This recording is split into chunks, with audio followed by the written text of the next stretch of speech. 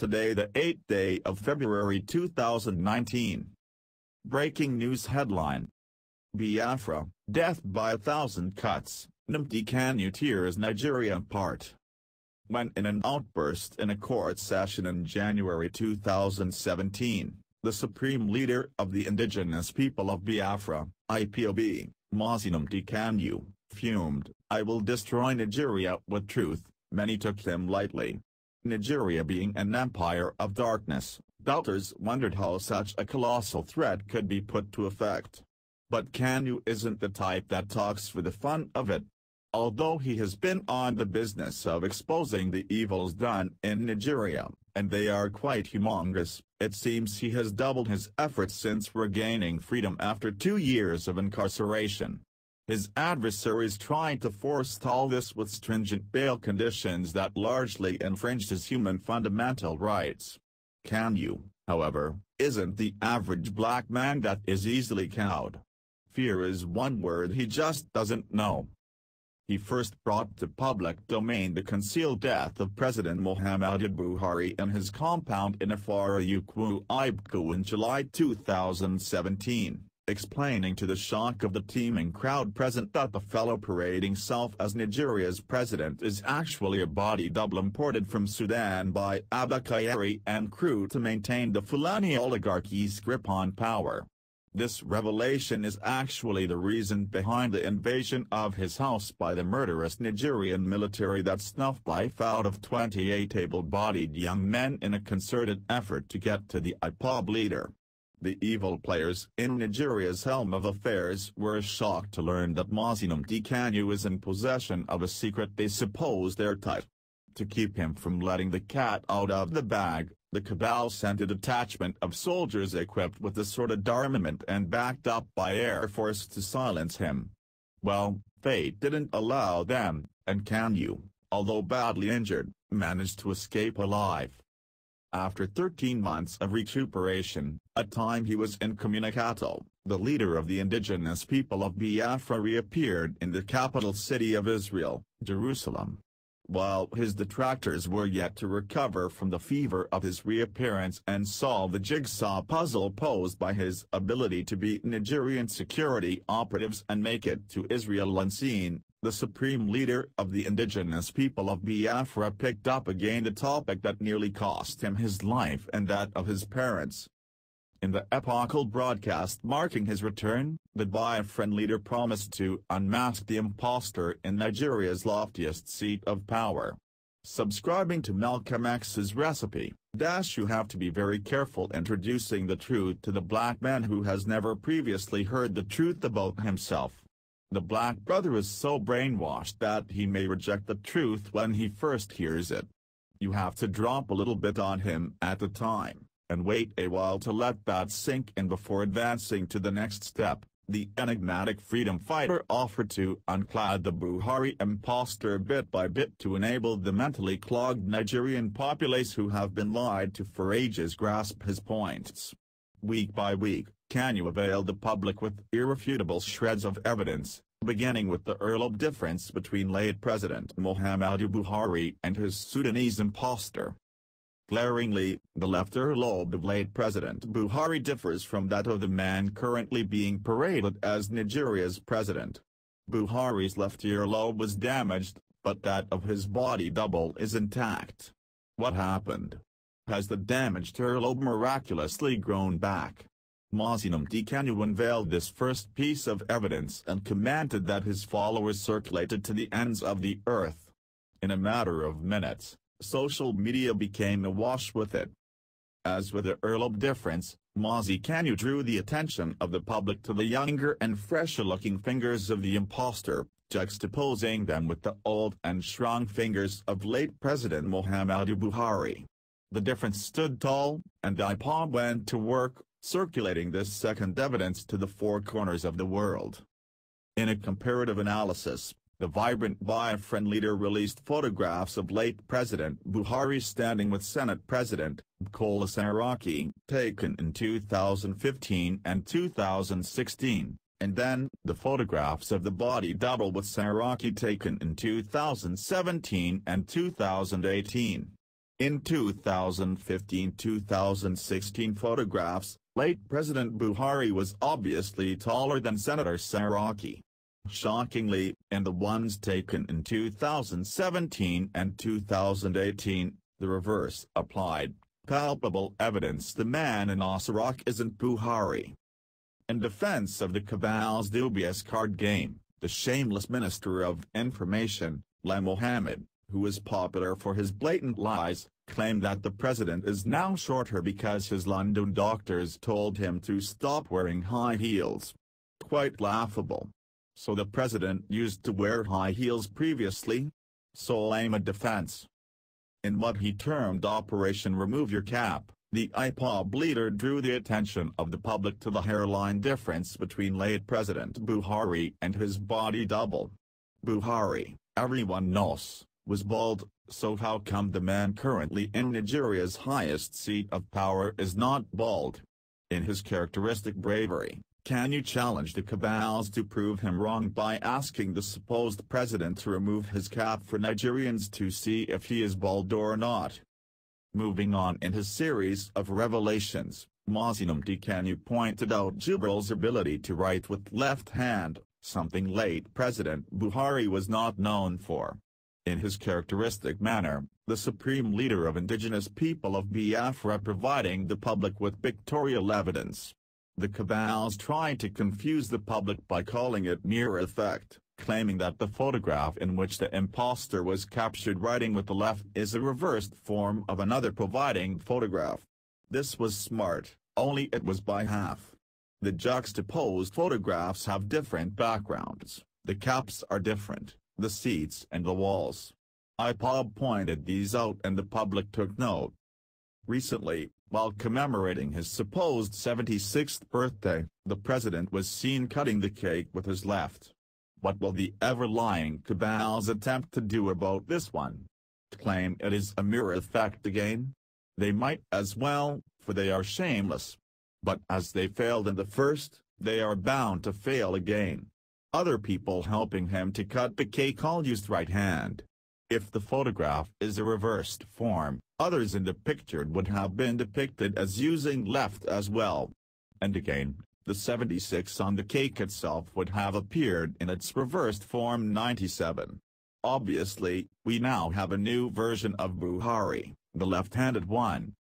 Not yet done. Mazi Kanu went on to exhume the 2017 tweet of UK's erstwhile MP, Eric Joyce, which announced the death of President Muhammadu Buhari, Queen Elizabeth's condolence letter to Nigerian government and Buhari's family, as well as African Union's 1-minute silence observed in honor of late President Buhari in a February 2017 summit held in Addis Ababa.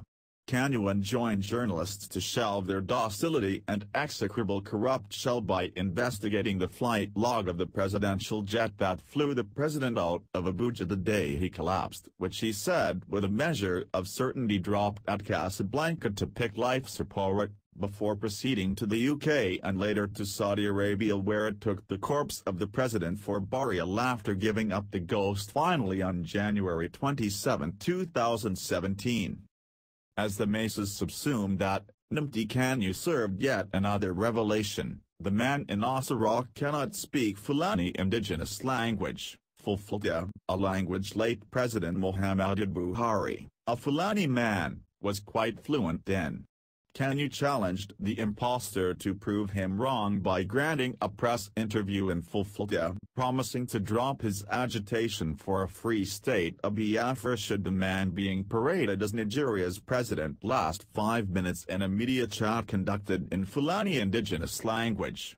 As the polity got hotter, many expected the president to lay the allegations to rest by taking the challenge, but no, he shied away from it. The Minister of Information, Lai Mohammed, inadvertently corroborated Mazi Nnamdi Kanu's claim when in an attempt to defend the imposter, the minister said that the president can no longer understand and speak Fulfulde as a result of the brain surgery he underwent in a London hospital. Well, that goes on to confirm another of Mazi Nnamdi Kanu's claim, the illness that led to Buhari's demise. The leader of the Indigenous People of Biafra had in one of his broadcasts revealed that Buhari died of brain tumor. The minister's admission that his boss had brain surgery confirms Kanu's claim. The people began to think. As if provoked by the lame defenses and determined to bury every iota of doubt, Kanu served the most colossal of all, the palmar flexion creases difference. In a broadcast on December 8, 2018, Mazi Nnamdi Kanu brought to public cognizance the discrepancy between the impostor's palmar flexion creases and that of late President Buhari. Elucidating on this forensic evidence with the help of his media team who, within minutes, circulated to the foundations of the earth the comparative photographs of the impostor's palm and that of late President Buhari's, the enigmatic Biafran leader predicted that the impostor will from that day stop waving in public. Just as he said, the Sudanese impostor refrained from waving the crowd in the APC presidential rallies held subsequently. This drew even the most skeptic to reason. If Mazi Nnamdi Kanu is wrong, why is the president's action as predicted? Why is the president not opening his palms in public again? Why has he refused to remove his cap? Why has he refused to grant interview in Fulfulda? And the people began to react. Spawned by Nnamdi Kanu's brave revelations, notable Nigerians began to speak out. Amongst them is the spokesman for the Atika campaign organization, Sudan So On Me, who, following Kanu's line, argued in a recent media chat that President Muhammadu Buhari cannot speak Fulfulda. So On Me sought to establish the certainty of his claims by challenging the said president to prove him wrong by granting an interview in Fulani language. Buba Galadima was even more direct. Addressing an audience recently in Abuja, the former ally of the late president said, "The man in Aso Rock is not the Buhari I used to know." As he furthered his speech, Galadima left no one in doubt of his convictions when he stated the person in Aso Rock may I not be Jubril from Sudan, but certainly he is not the Buhari we put in power. The PDP presidential candidate, Alhaji Atiku Abubakar, a one-time Nigeria's vice president, lent credence to Kanu's revelations when he fumed, "I will not contest with the foreigner." By this single statement, Atiku admitted his knowledge of the impostor in the presidential villa just as Kanu had asserted. But beyond that admission, Atiku was sending a clear message to the cabal handlers of the impostor. Although he had been conspiratorially silent, he is not likely to concede defeat to a Sudanese. The selfish thing about the Nigerian, only reacting when directly threatened. Haven't Nnamdi Kanu said that they all know the man currently in Aso Rock is not Buhari but, guided by the same Fulani template, chose to stay silent? Now, the chickens are coming home to roost. The cat is being let out of the bag. In a related development, the Senate President, Dr. Bukola Saraki, said, "Atiku is a Fulani Nigerian. Vote for a Nigerian, not a foreigner." This as well as a betrayal of the knowledge that an impostor is occupying Nigeria's loftiest seat of power. Saraki, who was seen in a video stealing suspicious glances at the president, must have convinced himself that the man erroneously addressed as Nigeria's president is not actually the same man Nigerians installed in 2015, hence his statement. The General Overseer of Living Faith Church, otherwise known as Winners Chapel, Pastor David Oyedepo, overwhelmed by the broad daylight fraud being unmasked by Kanu, described the development as disturbing. Decrying the monumental deceit, the cleric urged his congregation to call on God to deliver Nigeria from slavery, shame, and reproach. And then, the leader of the Indigenous People of Biafra, while exposing the impostor in Aso Rock, concomitantly called on Nigerian labor union and every other reasonable human entrapped in the evil empire currently referred to as Nigeria to join Ipob in boycotting the February 2019 election, as that is the only thing capable of bringing the cabals to their knees and by that offer the people a chance to decide what kind of country they want to live in, adding that Biafra is already on her way out. As the call for election boycott gathers momentum, Mazi Nnamdi Kanu has now, through a press release by Ipob's media secretary, Emma Powerful, announced February 16, 2019, the day slated for Nigeria's presidential poll, as the date of Biafra's first referendum exercise. Ipob's game plan, the press release stated, is simple. If you want a free state of Biafra, boycott the election. If you prefer Nigeria, then go out and vote. The move is quite a smart one and has caught Nigerian power players at the jugular, as international observers will be on ground to monitor the exercise. Sources say Nigerian government is now planning a postponement of the general election as a result of Ipob's announcement. Publisher, Chinha. News source, www.thebiafrapost.com.